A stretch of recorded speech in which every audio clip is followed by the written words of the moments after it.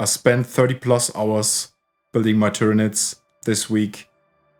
Couldn't finish it. As you can see, the pile of boxes behind me is getting smaller and smaller, but still a lot of work to do. But there's only one way to do it. Grind through it. As you can see, I'm whizzing through those sprues there.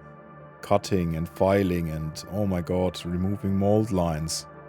This might be already 2000 points or more standing there, but I think 12 more hours, then I'm done with the building step. What I've built is 40 Hormagons, 20 Gene Stealers, 18 von Rhine Sleepers, 6 Biowars, bunch of Spore Mines, then the Winged Prime, Broodlord. I'll probably do a little bit on the base. I'm not sure. He's hanging in the air because I did a custom base for him. But he looks alright-ish. I'll probably put some modeling potty on the base and some stones, so it should be fine. Because I didn't want that Tyranid bit that comes with the model. And, oh my god, I had to pin it on that piece of cork. But, yeah, worked out in the end. And I have a Trigun. The last thing I built was the 3 Lictors. The cool thing about these is, this is the same kit, and you can have 3 of them in your army maximum anyway.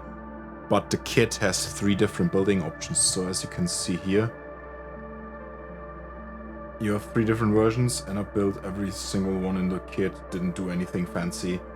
You can change the arms around a little bit, but yeah, I basically built the 3 stock versions.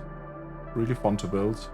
The earliest part of a Tyranid invasion is usually a Gene Stealer cult infiltrating the society, and they are slowly accumulating more members and then breeding pure strain Gene Stealers on the planet. And then that is when my army will arrive. It is Lictors and Neurolictors and von Rhine Sleepers and the sort being dropped down on the planet, and they are waiting until the first really visible part of the invasion fleet arrives. And that will be Hormagons, winged creatures like the gargoyles, and then the Gene Stealers will start coming out of their hiding places and attack the population.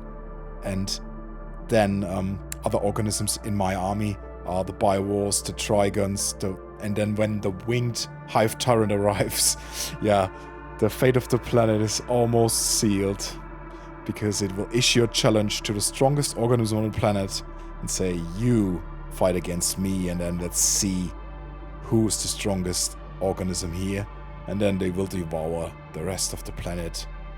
And yeah, it's over. So, here we have everything I've built this week. As you can see, there's still some boxes full, so didn't quite finish everything. But I think I made good progress this week. All of the stuff in the back there, 3 Maleceptors, 20 Gargoyles, a Hive Tyrant with wings, and 3 Neurolictors. Yeah, 30 hours of work, couldn't really do it all, unfortunately. It will take me about 10, 12 hours maybe to finish the rest.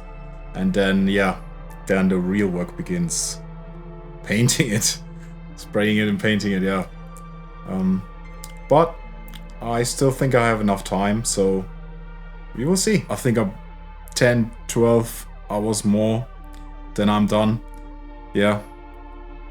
I mean, that's just how it is in the hobby. Sometimes you set yourself goals just to get extra time in and finish more, but in the end you can't do it, and you have to admit it, okay.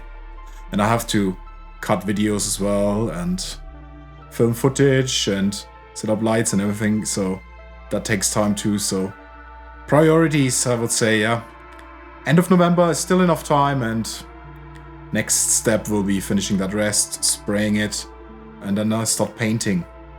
I know exactly how the paint scheme works, so that's not a problem, but grinding those 60 small miniatures, 20 gargoyles, 40 Hormagons through, that will be a lot of work, but I'm looking forward to it. It will be fun.